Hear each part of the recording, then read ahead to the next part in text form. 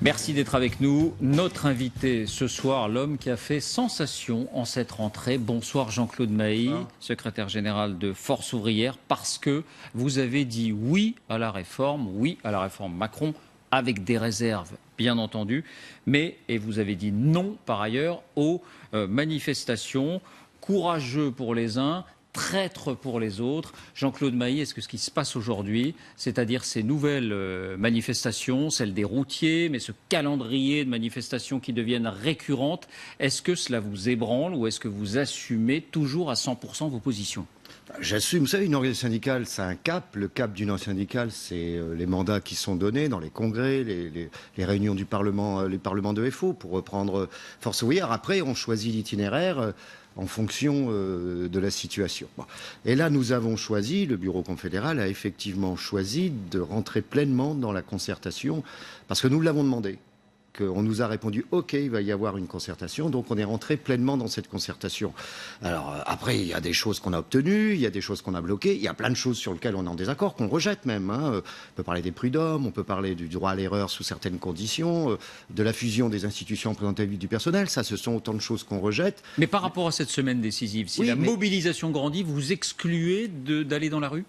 Écoutez, après, il y aura des gens, il y a eu des gens de FO dans la rue la dernière fois, il y en aura encore cette semaine. Vous savez, FO, c'est une organisation où la liberté est un mot très important. Donc il y a des camarades qui considèrent que oui, il faut se mobiliser, etc. On en débattra dans l'organisation. Mais vous, non. Inquiet. Non, moi j'ai dit que le Bureau confédéral et moi-même, non, nous n'irons pas manifester. Écoutez ce que disait il y a peu de temps sur ce même plateau Philippe Martinez à votre propos, pas seulement au vôtre, mais aussi au vôtre. Pas que Jean-Claude Mahy, je le dis souvent, quand les syndicats sont divisés, c'est toujours le MEDEF qui se frotte les mains. Voilà, vous, Jean-Claude Mahy, vous faites quelque part le jeu du MEDEF. Il y a eu d'autres noms d'oiseaux. Oui. Ça n'a pas été trop dur ces derniers temps de s'entendre dire qu'on est un peu un traître à sa cause. Si, ça fait jamais plaisir. Surtout quand certains qui disent ça, je pense, ne connaissent mal les dossiers. Mais enfin, prenez la situation. Nous avons fait le choix, d'autres syndicats aussi, de rentrer pleinement dans la discussion. Si j'avais dit, comme Philippe Martinez, avant qu'on discute, voilà, je fixe une journée, telle date, sans en parler avec les autres, ça veut dire qu'on ne rentre pas dans la discussion. Il a fait de la politique ? Non, je ne dis pas qu'il a fait la politique, c'est le choix qu'ils ont fait, mais ça veut dire qu'ils ne sont pas rentrés comme nous sommes rentrés dans la discussion. Je crois que c'est une différence. Il y aurait pu y avoir un autre film, d'une certaine manière. Imaginez que les 5 confédérations, parce que nous avions défini entre nous les 5 des lignes rouges communes, des points communs entre nous.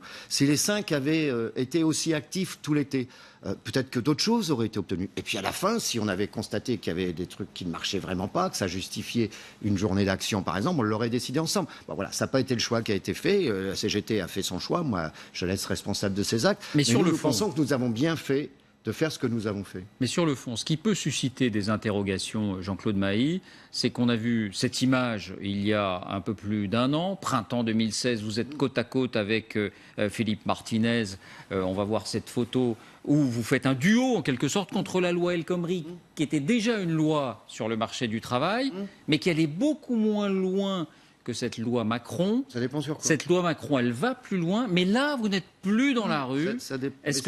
Comment on l'explique ? Est-ce qu'il n'y a pas une contradiction ? Ah non, il n'y a pas de contradiction. Moi, je considère qu'on est dans la même logique, si vous voulez, dans le comportement de l'organisation syndicale. FO, fondamentalement, est une organisation réformiste. Comme je dis, exigeante. On n'accepte pas tout. Il y a des choses qu'on refuse, des choses qu'on accepte. L'année dernière, je me suis retrouvé face à un mur. Quand on voulait discuter avec les pouvoirs publics l'année dernière, et notamment avec le président de la République, c'était non. Ça c'est la forme, Jean-Claude. Oui, mais c'est la forme. Et sur le fond. Sur le fond. Oui, non, mais attendez, mais quand vous ne pouvez pas discuter, vous n'avez plus d'autre choix que descendre dans la rue si vous n'êtes pas entendu. Même si la loi va moins loin que cette loi Macron aujourd'hui. Sur certains points, elle améliore le dispositif. Sur d'autres points, qui n'ont rien à voir avec la loi de l'année dernière, c'est surtout sur les questions de licenciement, de prud'homme, d'institutions représentatives du personnel. Là, on a des désaccords de fond. C'est des points qu'on rejette. Mais par exemple, nous tenons, nous, énormément depuis tout le temps à ce que ce qu'on appelle la branche et les niveaux nationaux de négociation aient une place et un rôle important. Parce que nous croyons à la négociation collective. Tout n'attendra pas tout de la loi. Donc là, la branche est renforcée. Alors, ils pourront Il y aura du contentieux juridique, comme toujours, hein, dans les lois. Qu'est-ce que c'est, par exemple, juridiquement, que des garanties au moins équivalentes? Personne ne sait répondre exactement aujourd'hui à cette question. Mais ça passera aussi dans les accords d'entreprise, qui seront des accords à 50% à partir du 1er mai. Donc il y a des choses qui ont été obtenues, et il y a des choses qu'on a bloquées, et des choses sur lesquelles on n'est pas d'accord. Alors justement, précision, une chose sur laquelle, semble-t-il, vous n'êtes pas d'accord, c'est le relèvement des indemnités de licenciement. Vous demandiez 100% au départ. Finalement, c'est 25% qui est accordé, mais pas forcément pour tous. Tweet de Jean-Claude Mailly il y a quelques jours. Indemnité légale de licenciement, FO exige le respect de l'engagement de 25% pour tous. Or, il semble bien que le gouvernement aujourd'hui reste sur une position qui consiste à n'accorder ces 25% supplémentaires que sur les 10 premières années d'ancienneté du salarié. Est-ce que pour vous, c'est une ligne rouge, un casus belli? C'est pas obligatoirement un casus belli en ce sens où tout le monde aura une augmentation, mais écoutez, quand vous regardez y compris la communication du gouvernement, moi j'avais compris, mais mes amis aussi, on avait compris que si vous êtes licencié, automatiquement, par rapport à la situation actuelle, vous avez une augmentation de votre indemnité légale de 25%. Or, effectivement, je ne rentre pas dans les modes de calcul, ce serait trop compliqué, mais en dessous de 10 ans d'ancienneté, il y aurait effectivement une augmentation de 25%, et en dessous, ce serait dégressif, pour se retrouver avec une augmentation entre 4 et 5% à 30 ans. Je dis, le gouvernement s'était engagé à ce que ce soit 25% pour tous. Donc là, il y a un problème. Mais ce ne serait pas un motif en même temps, rupture. Ils ont toujours quelque chose de plus, mais ce n'est pas un motif de rupture. Vous savez, parce que là, les ordonnances, on arrive à la fin, hein. Dans une semaine, elles vont être publiées au journal officiel, les ordonnances. Hein. Et les décrets d'application. Alors après, il reste les décrets. On a des inquiétudes sur des décrets. Je vais vous donner notamment un décret. Nous n'étions pas demandeurs et nous ne sommes pas favorables, je crois qu'aucun syndicat l'était d'ailleurs, à ce qu'on appelle la fusion des institutions représentatives du personnel, délégués du personnel, CE, CHSCT. Donc le gouvernement va absolument le mettre. Et il va y avoir un décret sur quels moyens auront les délégués. Combien de délégués, combien d'heures? Je ne suis pas rassuré, je le dis clairement. Et si demain, il n'y a pas assez de délégués, pas assez de moyens, ça veut dire que le gouvernement ne respecte pas le dialogue social. Casus belli? Ah ça sera un problème, oui, ce sera effectivement un problème. Je ne sais pas quand est-ce qu'on aura le décret, on en discute en ce moment, mais on n'est pas encore d'accord, on l'instant faux. Alors, il y a aussi un soupçon de connivence entre vous et le nouveau pouvoir. Et je voudrais vous montrer une photo, celle d'un homme. Il s'appelle Stéphane Lardy. Alors, c'était un pilier de Force ouvrière, un de vos proches, donné même à un moment donné comme un successeur possible pour vous.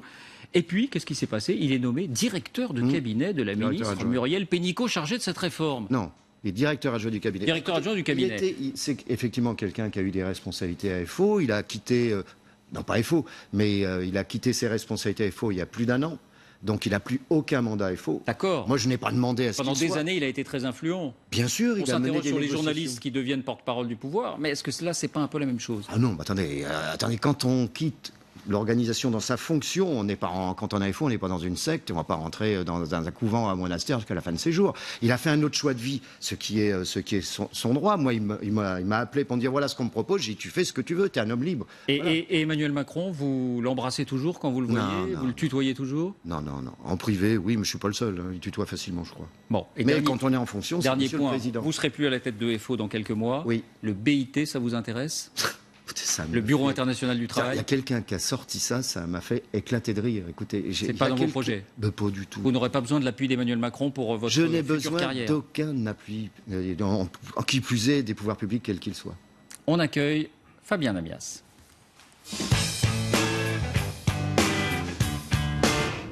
Bonsoir Fabien. Bonsoir David. C'est à vous. Bonsoir Jean-Claude Mailly. Bonsoir. Il y a une journée d'action des routiers la semaine prochaine, à l'appel notamment de Force ouvrière, mais aussi de la CGT. Il y en avait une aujourd'hui à l'appel de la CFDT. Est-ce que, comme la CGT l'a fait, vous appelez un blocage des dépôts de carburant? Vous savez que GFO est une organisation très décentralisée. Une fédération à Force ouvrière, elle décide ce qu'elle veut. Elle n'a pas demandé mon avis, que je sois d'accord ou pas. Cette fédération a pris... Vous êtes quand même secrétaire général de Force ouvrière. Oui, vous avez... je sais que c'est à décentraliser, mais néanmoins, est-ce que vous vous associez à cet appel de bloquer un dépôt de carburant? Ils ont pris leurs responsabilités. Ils ne m'ont pas demandé mon avis, c'est leur droit, en plus. Donc voilà, ils lancent le 25, première journée de grève. C'est aux camarades de cette fédération ont posé la question. Ça veut dire que vous, à titre institutionnel et à titre personnel, vous n'êtes pas favorable, ou en tout cas en soutien de ce mouvement? quand vous lisez les statuts confédéraux de FO, une fédération a une pleine autonomie de gestion. Ils auront leurs responsabilités, je ne dénonce pas ce qu'ils font. Après, on va voir comment les choses tournent. Enfin, vous ne partagez pas leur position. Non, je ne dis pas ça. Ils ont pris leurs responsabilités, après ils la prennent. Écoutez, moi, on va demander mon avis. Et c'est souvent comme ça, FO, faut pas croire. Autre journée, autre catégorie, le 10 octobre cette fois, journée d'action à l'appel de la fonction publique. Oui. Est-ce que vous participerez à cette journée ? Là, on en a parlé avec mes amis fonctionnaires. Moi, ça fait un mot de temps que j'explique qu'il y a de très graves tensions dans la fonction publique. C'est pas d'aujourd'hui. Il y a les problèmes de pouvoir d'achat, il y a les problèmes de ce qu'ils ont pris comme une provocation, leur établissement du jour de carence. Il y a les problèmes des conditions de travail, problèmes des effectifs et les problèmes de l'avenir des missions du service public. C'est pas nouveau, mais ça s'aggrave. Quand vous voyez encore ce soir dans un grand journal, dans l'édition, qu'on va réfléchir sur l'avenir des missions, ça veut dire quoi? Est-ce qu'il va y avoir des missions de service public qui vont être privatisées, par exemple? Donc oui, il y aura tous les syndicats appellent. Dans la fonction publique le 10 octobre. Et donc vous aussi, là, on vous verra. Oui, là, on ne vous a pas vu sur les ordonnances, on vous verra dans la rue avec la fonction publique. Parce qu'effectivement, ils ont des problèmes qu'ils expriment depuis longtemps. Et ça fait longtemps que je dis aux gouvernements successifs et aux présidents successifs que tant dans l'hôpital, que tant dans la collectivité territoriale ou dans la fonction publique d'État, il y a des problèmes. Il y a une perte de sens du service public. Non pas des agents, mais les gens se disent on n'a plus les moyens de travailler. Donc c'est un avertissement que vous lancerez au gouvernement. Sur la fonction publique, mais je les ai prévenus. Ça, c'est pas une surprise qu'il y ait un mouvement dans la fonction publique. Jean-Claude Maïs, c'est intéressant parce que vous évoquez à l'instant une interview du ministre du budget dans Le Monde aujourd'hui. Dans cette interview, il évoque effectivement la fonction publique et il dit qu'il peut y avoir des gains de pouvoir d'achat en prenant davantage en compte le mérite. Cette notion de mérite, cette notion de résultat, pour vous, elle est inacceptable dans le domaine de la fonction publique, alors qu'elle est monnaie courante dans le privé ? Oui, parce que les règles ne sont pas les mêmes. Il y a ce qu'on appelle un statut général de la fonction publique qui s'applique aux 3 fonctions publiques. Après, il y a des statuts particuliers. Il y a le concept de neutralité du fonctionnaire. Enfin, tout ça, il y a une conception républicaine. Alors, on peut très bien dire je suis républicain et faire tout le contraire, en voulant privatiser les modes de gestion de la fonction publique, etc. Donc, il y a un problème de fond. On peut se dire aussi qu'il y a des règles, mais on peut les faire évoluer pour que la fonction publique se modernise et qu'elle soit davantage efficace. Franchement, elle s'est modernisée. Ceux qui croient que la France est un pays figé, y compris sur le travail, je crois qu'il y a dû y avoir une centaine de lois sur le travail depuis une quinzaine d'années. J'aimerais bien d'ailleurs qu'on se calme un peu sur tous les dossiers, que ce soit en termes de fiscalité. On change les règles tout le temps dans notre pays. C'est bien gentil, quand les investisseurs étrangers viennent, ils se posent la question, est-ce que dans 6 mois, la fiscalité sera encore la même? Ou le code du travail sera encore le même? J'aimerais bien qu'on se calme et qu'on fasse plus confiance aussi, pour le domaine social, à la négociation. Un mot de l'UNEDIC aussi, je crois. Oui, parce que je ne sais pas si ça se calmera aussi dans ce domaine, mais dans le flot des réformes annoncées par le gouvernement, il y a celui de l'assurance chômage et effectivement de l'UNEDIC, puisque l'État compte, si l'on lit et l'on écoute Emmanuel Macron pendant sa campagne, et encore récemment, reprendre la main sur la gestion de l'UNEDIC. Est-ce que vous est aujourd'hui l'affaire des syndicats. L'affaire des syndicats. Gestion paritaire. Est-ce que vous voyez ça comme une provocation ou là aussi finalement comme une saine gestion? Non, attendez. D'abord, savoir ce dont on parle. Quelle est la responsabilité aujourd'hui des syndicats et du patronat? Fixer les règles de prestations et de cotisation. Point. La gestion en tant que telle du système, c'est Pôle emploi. Et Pôle emploi, c'est qui? C'est déjà l'État, d'une manière ou d'une autre. Le paritarisme, il a été remis en cause déjà il y a quelques années, le moment de la création de Pôle emploi. Par contre, on tient à conserver, pour les salariés bien entendu, les règles de cotisation et de prestation. C'est pas qu'une demande défaut, il y a même des déclarations communes des 5 confédérations et des 3 organisations patronales sur cette question. Alors après, la réforme... L'organisme qui est déficitaire, et c'est aussi ce qu'avance Emmanuel Macron, il y a 4 milliards de déficit, 30 milliards de dettes, il n'est pas anormal que l'État, qui de toute façon finit par payer, s'en occupe. Attendez, dans la dernière convention d'assurance chômage, nous avons fait la démonstration que la moitié de la dette de l'assurance chômage, c'est dû à l'État. Donc on peut ressortir les éléments sur les frontaliers, sur la gestion de Pôle emploi, etc. Il y a des éléments à discuter, mais c'est pas aussi simple que ça. C'est quoi ce qu'ils veulent faire? Je ne sais pas pour le moment. Est-ce que c'est un régime à minima pour tout le monde, quelles que soient les catégories? Avec, après, chacun s'assure où il veut. Mais en tout cas, aller jusqu'au bout de la logique de la reprise en main de la gestion du régime, c'est c'est exclu. C'est exclu, parce que ça veut dire quoi? Ça veut dire, comment on fait pour les indépendants demain? Moi, j'ai rien contre le fait que les indépendants veuillent se couvrir. Qui paye? C'est quand un indépendant aura droit à l'assurance chômage. C'est quand, par exemple, un commerçant qui fait faillite, à la limite, on peut comprendre qu'il y ait une couverture. Ou c'est autre chose, ou c'est un commerçant qui fait un magasin. Et l'idée avancée que l'on ne pourrait plus refusé plus de 2 fois une offre d'emploi à compétences égales et à revenus à peu près similaires. Ouais, pour le moment, ils n'ont pas précisé à compétences égales et à revenus similaires, mais ça existe déjà dans les textes. Si c'est pas aussi facile... Donc pour vous, il n'y a pas de réforme à mener sur le Non, chômage. je ne dis pas qu'il n'y a pas de réforme à mener sur l'assurance chômage. On a fait même des propositions. François Hoyer était à l'origine, il y a plusieurs années, du système de bonus-malus dont il a parlé pendant la campagne. On va voir ce que ça donne. Je ne dis pas que les choses sont figées. Au contraire, il faut que les choses bougent. Mais nous, on ne tient pas à ce que les règles de l'indemnisation et des cotisations, en plus il y aura le problème de la CSG, soient pris en main par l'État. Pour serrer la vis, non. Dernière question. Un dernier point qui concerne un homme, Jean-Paul Delevoye, qui a été nommé la semaine dernière en charge de la réforme à venir des retraites. C'est un bon signal à vos yeux du gouvernement. Jean-Paul Delevoye, c'est quelqu'un qui a le sens du social. Oui. Vous attendez de voir un petit peu ce qu'il y a dans le... Oui, on verra ce qu'il y a dans le tiroir, mais oui, c'est quelqu'un qui est réputé pour son humanisme et qui a le sens du dialogue. Donc, faut mieux avoir quelqu'un comme ça pour discuter. Après, on verra la nature de discussion. Si lui propose de repousser la limite d'âge, ce sera plus acceptable que si c'est un autre? Ah non, c'est pas sur le fond. Attendez, quand vous travaillez et vous discutez avec quelqu'un, si vous avez une relation de respect et de confiance, ça veut pas dire que vous êtes d'accord, mais au moins vous pouvez vous parler clairement. C'est l'heure de l'info en plus. Et ça va vous intéresser, Jean-Claude Mailly, parce que nous allons rester dans le domaine de l'entreprise. Messieurs, la bataille des talons aiguilles, la bataille contre la dictature du talon aiguille est engagée. Hortense Villatte nous rejoint pour l'info en plus.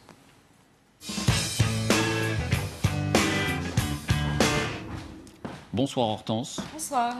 Alors de quelle guerre, de quelle bataille s'agit-il exactement? Eh bien la bataille de ça, David, celle des talons, la guerre des talons. C'est-à-dire? C'est l'intitulé d'un article de l'Obs paru la semaine dernière et qui en dit, vous permettez, je reprends ma chaussure, qui en dit assez long sur certaines inégalités entre hommes et femmes au travail. Tout est parti, en fait, d'une jeune femme, on va la voir. Elle est anglaise, elle s'appelle Nicola Thorpe, elle a 28 ans et fin 2015, elle est embauchée comme réceptionniste dans un grand cabinet de conseil et d'audit. 9 heures par jour, elle doit accueillir et accompagner des clients dans diverses salles de réunion. Un matin, fatiguée de le faire percher sur des talons, elle décide de venir avec des chaussures plates. Là, énorme colère de son patron, elle est renvoyée sur le champ et sans solde. Alors, ça aurait pu en rester là. Sauf que Nicola Thorpe, elle jouit d'une petite notoriété outre-Manche parce qu'elle a joué dans une série, Coronation Street. Et elle partage son expérience sur les réseaux sociaux. Là, Internet s'emballe, s'insurge. Sur Twitter, un hashtag est créé. Vous le voyez, My Heels, My Choice, mes talons, mon choix. Des milliers de femmes partagent des expériences similaires. Nicola Thorpe décide alors de lancer une pétition sur le site du Parlement britannique parce que les Anglais peuvent le faire. C'est le carton. La pétition recueille 150 000 signatures. Les députés doivent en débattre. Et elle a eu de l'écho en France aussi, cette pétition? Alors, il y a eu de l'écho, en tout cas, dans d'autres pays. Au Canada, en Colombie-Britannique précisément, où on a interdit d'obliger les femmes à porter des talons. Même chose aux Philippines depuis un mois environ. Alors en France, qu'est-ce que dit le Code du travail? Il reste assez général. Un employeur ne peut imposer aux salariés des contraintes vestimentaires qui ne seraient pas justifiées par la nature des tâches à accomplir et proportionnées au but recherché. Bon, alors, quel est le but, David, pour une femme de porter des talons? Quelle va être la visée du port de talons? Effectivement, ça reste extrêmement flou. J'ai interrogé un avocat spécialiste du droit du travail qui reste assez optimiste pour les femmes en tout cas, parce qu'à terme, on pourrait plaider une discrimination sexiste et donc rendre le licenciement illégal. La morale de cette information, et je me tourne vers vous, Monsieur Mailly, c'est qu'alors en ce moment, on débat depuis des semaines sur la réforme du Code du travail, et bien on se rend compte qu'il y a des questions finalement très terre à terre à creuser entre les rapports patrons-salariés, pour ne pas dire entre patrons hommes et salariés femmes. On est d'accord. Non, mais écoutez, les discriminations existent. C'est une discrimination. Oui, c'est une discrimination. Moi, j'ai connu l'époque où les femmes, par exemple, dans les guichets bancaires, n'avaient pas le droit de mettre des pantalons. J'ai connu, alors ça remonte à 25 ou 30 ans. Donc c'était aussi une discrimination. Ça a fort heureusement changé, mais l'égalité professionnelle, au-delà de l'aspect salarial, existe aussi pour les carrières et parfois ce qui est inacceptable pour les vêtements. Voilà, et l'égalité, ça passe aussi par ce qui peut sembler à première vue être des détails, mais qui pour des centaines de milliers de femmes n'est pas du tout un détail quand on doit marcher tous les jours avec des talons et parfois des talons hauts. Merci Jean-Claude Mailly Merci à vous. d'avoir répondu à notre invitation. Merci Hortense.